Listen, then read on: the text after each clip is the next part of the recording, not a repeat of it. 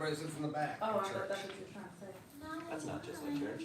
That's like any class. Yeah, I sit back with Oh, is this where you're on? him. I sit in the back. Are you ready? You're on? Okay. All right, guys, tonight we're gonna be laid back a little bit, okay? Like I said, I'm gone, ain't that laid back. Then, I'm gone the rest of the week, so tonight we're gonna talk about authority and power, human authority versus divine authority, and the difference in how we talk about that and how that looks. All right, so announcements. Tomorrow we'll have chaplain's chat, then I'm out of the office the rest of the week, and then next week we'll have worship, same time here. The quote, Howard Thurman, this is a fantastic quote. It cannot be denied that too often the weight of the Christian movement has been on the side of the strong and the powerful and against the weak and the oppressed. This despite what the gospel says. That's what I want you guys thinking about that. Think about how the church for so long has stood on the side of the empire or the powerful and the strong, right? And see how does that relate to how we understand God and how we understand Christ's mission. All right, Ryan.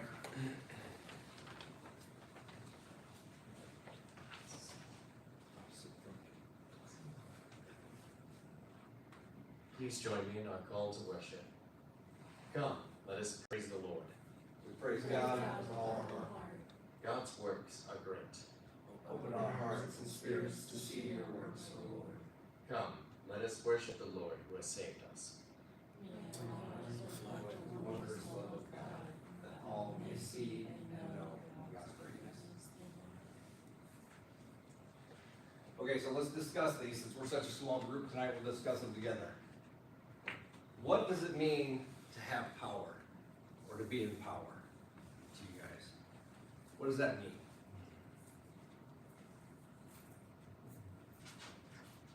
Go ahead, Mark. To me, power means to have power over yourself. And at other times it means to have power over others too. Sometimes that can be a positive thing as a leader. As other times it can be power as an oppressor, those that hold people back. Very much. What is it? What other people think it has to do with power? How do they think of power? Where have you seen power used? The government, yeah. In our government, and other governments around the world, and has it been a good use of power at times, or no? Does it benefit certain people and not others? So, when you look at divine authority, God's authority versus human authority, how would you separate those two? What does it mean for divine authority? I mean, for divine authority, you have like someone who like wants something positive for you, kind of like hoping for the best. But then human authority, you can have someone who just really doesn't want to see you succeed and will throw anything at you and kind of vibe. So, Yeah.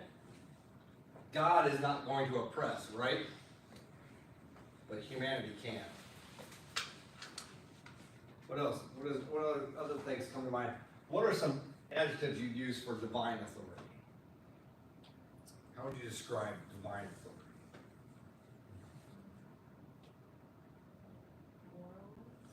Morals. You got something like it? I don't know what divine means. I don't know what divine means. God-like. What's God's authority look like to you? Morals. What about compassion? Does that come from God's authority? Love, peace, Equalness. equality.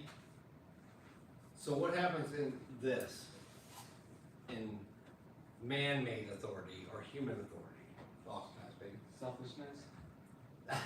That's a big one, right? We see it a lot. I would say like the desire for control. Control is a huge piece of the puzzle. And has the church fallen into divine authority or human authority at times? With the way it's treated.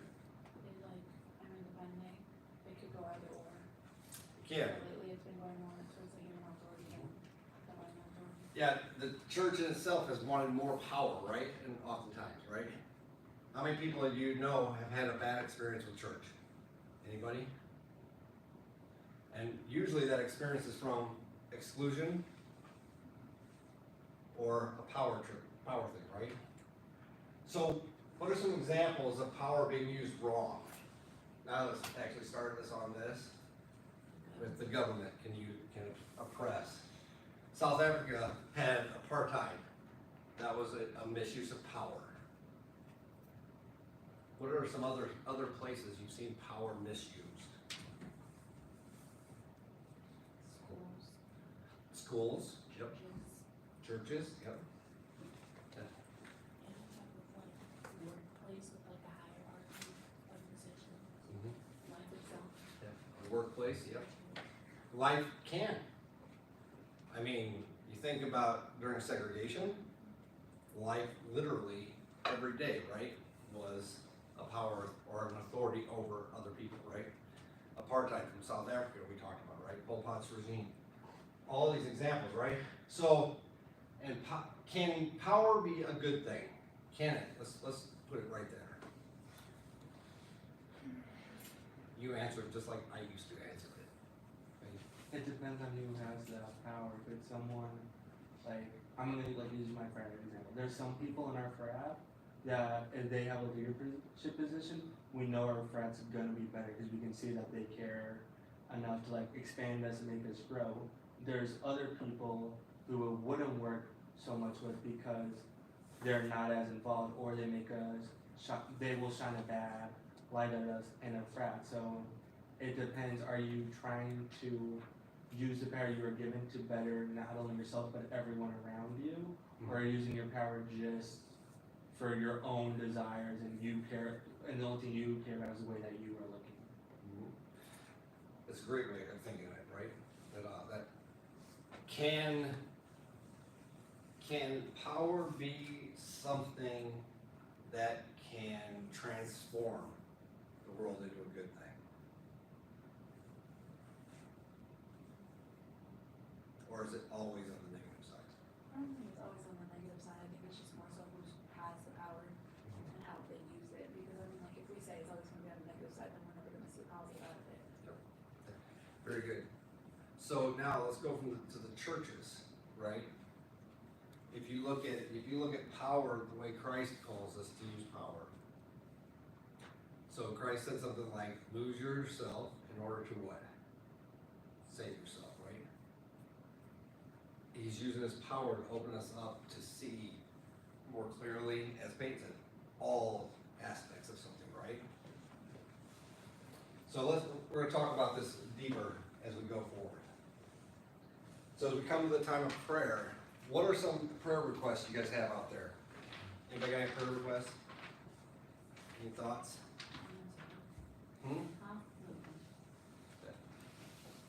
What about the weather's warming up a little bit, but we still have people that live without shelters, right?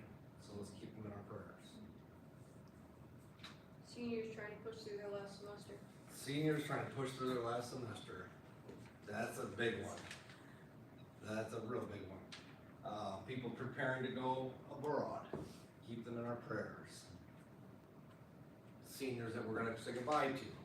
Keep them in our prayers. Letting go of our digital things. Let's pray for that. How about as a community here at Monmouth? What do we need to be lifting up in prayer? A better president, please. Not that way, but wow. In the search, right? In the search, come up with the right candidate. Right? Yeah. How's that? Just didn't come out right. Sorry. I would say replace the pillars that are leaving the campus. Yeah, with every class, there's leadership that's lost, right? So sick. You're okay. So, as we go to this time of prayer, I want you to stop and I want you to pause and think about those who are in need, those who are struggling. Think about your classmates. You may not know somebody's journey or somebody's struggle, but it lifts them up in your mind. Think about the outside world and what we need as our authorities out there and what we don't need as our authority. So as we come to this time of prayer, let yourself sink into this moment of getting closer to God. So let us pray. Most loving and wonderful God, we gather today and we thank you for blessing us with community, with the chance to worship together, the chance to lift you up, the chance to challenge ourselves to live into the messages and the teaching that you ask us to live into. Empower us to always look and to find the needs of others and to lift those needs. Teach us to embrace our connectedness and to be there for each other when we struggle, when we fall. Teach us to be wise enough to sit back and be still when we're called to be still, and to stand up and speak when we're called to speak. Let us be empowered by your presence, and let us share that grace in everything we do and with everyone we are touched to be with. We ask that you be with all who have been impacted by the tumultuous weather across the states. Keep them safe and out of harm's way, and help them to find shelter from their needs. And we ask, Lord, that you would be with our community here at Monmouth, with those who are struggling, those who are hurting, those who are lost. Lift them, Lord, and let them feel your presence and your guidance. We ask that you be with our search committee as they prepare to bring in a new leader for our campus and community. Let it be the right choice, and let them lead us with compassion and grace and love, and let us walk into the future being the best community we can be, being the best neighbors we can be. All this we ask in those precious words you taught us to pray. Our Father, who art in heaven, hallowed be thy name. Thy kingdom come, thy will be done, on earth as it is in heaven. Give us this day our daily bread, and forgive us our trespasses, as we forgive those who trespass against us. And lead us not into temptation, but deliver us from evil. For thine is the kingdom, the power, and the glory forever and ever. Amen. So the text comes to us from Mark, and this is a fun text. It's about the authority of God. And so, when you hear this text, think about those questions we talked about and let it resonate with you. And then what we're going to do is I'm going to show you a quote from Dr. King. And then we're going to dissect that quote a little bit into how do we live in our daily lives the call that God places in our lives. So they went to Capernaum, and when the Sabbath had come, he entered a synagogue and he taught. Everybody was astounded at his teachings because he taught having authority and not as just a scribe. Just then there was in the synagogue a man with an unclean spirit. And he cried out, "What have you to do with us, Jesus of Nazareth? Have you come to destroy us? I know who you are. You are the Holy One of God." But Jesus rebuked him, saying, "Be silent and come out of him."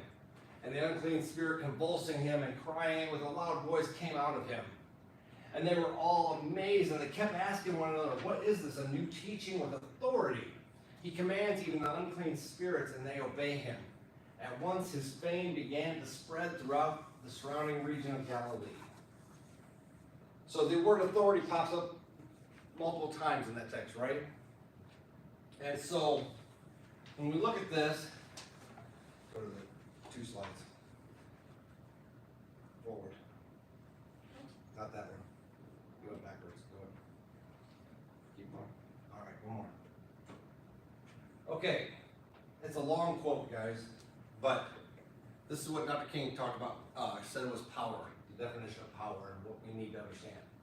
Power properly understood is the ability to achieve purpose, strength required to bring about social, political, and economic changes.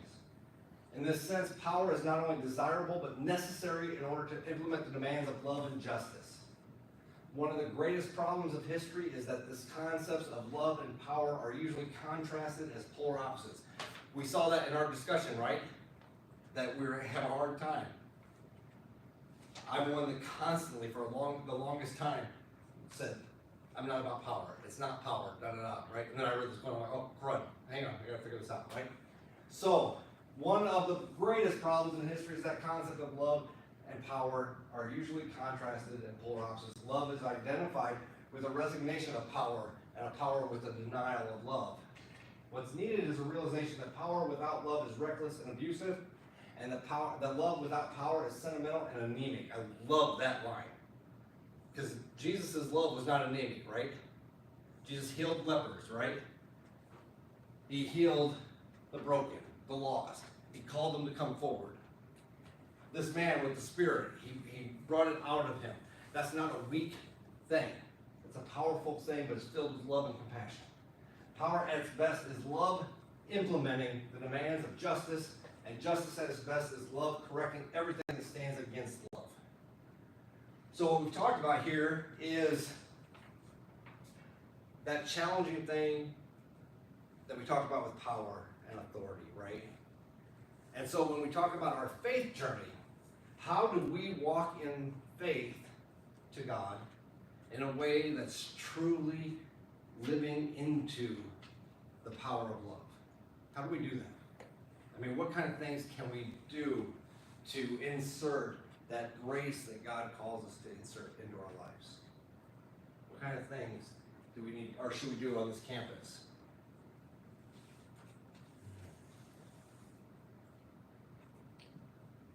I'll just be quiet.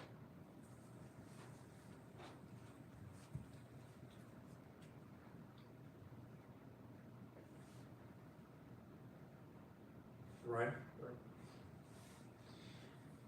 I was gonna say, because this goes way back since high school for me, but the best way to serve that blessing, especially in terms of power, as we talked about, is almost sharing that not as a leader, but as a follower with everybody else as well. Mm-hmm.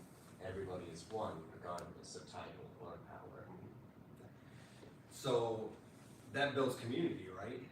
And that equal side of things. What other things can you see where? Okay, let's ask this real quick. So Dr. King has a legacy of what type of resistance? What type of resistance did Dr. King teach? Nonviolent, right? And where did he get that from? Who taught nonviolent resistance from Dr. King? Do we know? Gandhi. And who did Gandhi study to learn about nonviolence? Jesus. And when asked, now here's a funny one, right? One of my favorite quotes of Gandhi was, he got off the plane one time because Gandhi was Hindu, and a reporter asked him, said, you studied Jesus. I mean, you've read all the works. Why aren't you Christian? And you know what Gandhi said? Have you guys ever heard that? He said, I love your Jesus, but your Christians are so not like your Jesus. That's a statement that's truly challenging if we're truly going to live into it, right? In what areas have we seen Christians not act Christian when it comes to power and love? What kind of things have happened around the world? That was a misuse of it, but used in the name of God. Anybody ever heard that you're not welcome in church if you're gay? If you're transgender, you don't belong? Has anybody ever been blackballed or felt like they were excluded from church? Has anybody ever had friends that have felt that way? That's a misuse of power. And that's the challenge and what's so tough. Because what Jesus teaches us in this text, because he doesn't, the man with the unclean spirit comes to Jesus, and Jesus doesn't look at him and say, you know, you kind of screwed up, right? He doesn't say, you don't belong here, does he? He says, you're going to be free of this. You're gonna be free of this. There's no prerequisitions. There's no list of requirements. He just lovingly embraces the man in need. So, as we think about power, as we think about the use of power, the use of authority, it's so important, guys, to give it what you need to be the exemplar of Christ, the follower of Christ, the one that shares out of love and peace and compassion. It's real easy to get on a soapbox and tell you who's wrong, who's to blame, or why you should fear this or fear that. But it's much more difficult to go up and say, I care about you, I love you, I love you, and I'll be there for you. And that's the challenge of power dynamics. So, I always want us to think about, how do we live into this? How do we walk into this in our own life? I think being more intentional with our forgiveness, being more intentional with our presence with each other. Just today, we were celebrating something, and someone dear to me doesn't like to be celebrated. But you have to do that. You have to celebrate each other. Because you all are blessings. You all are gifts, right? And too often we think there's a hierarchy of who knows or who's closer to God. And that's not the way it works. Power, true power, as King talks about, leads to love and justice. Not just justice for some, but justice for all. True Christ-like authority never excludes anyone, never pushes somebody out. It's always welcoming. So the challenge for you guys as we go forward is to truly live into that and be that exemplar that welcomes, includes, empowers. See those who God has placed in your life as a blessing and celebrate them. And let them celebrate you, because that's how we build community. All right, close this out, kid. You can sit there if you want. Nobody's here, so. Almighty God, let us always seek to work to live into your divine grace and power. Teach us to walk with one another and not against one another. Let us go in peace. Amen. So guys, I've never had anybody gripe about a short sermon. So thanks for being here tonight. Enjoy it. We've got some things coming up that we'll have on the calendar as we go forward. Remember, I'm out of the office until Friday. Well, no, never mind. I don't get home until like Friday night. So I'm out of the office till next Monday. But if you need anything, I'll always be on my email. Or those of you who have my text, you're good. So go in peace. Have a wonderful day. Have a wonderful week, you guys. I'll see you soon, okay?